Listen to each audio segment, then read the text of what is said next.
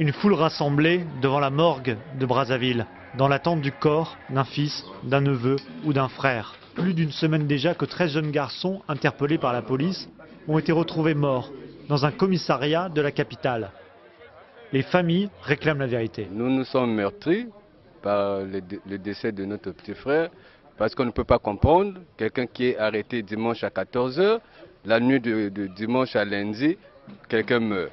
Mon fils de 19 ans qui vient de présenter le BPC a été pris dans une boutique.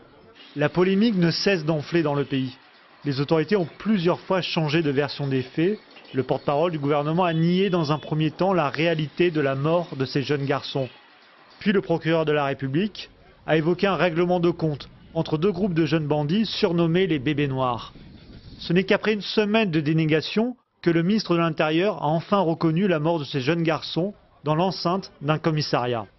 Une vingtaine de jeunes avaient été interpellés, dont 16 ont été placés en garde à vue au commissariat de Chakona dans la nuit du 22 au 23 juillet.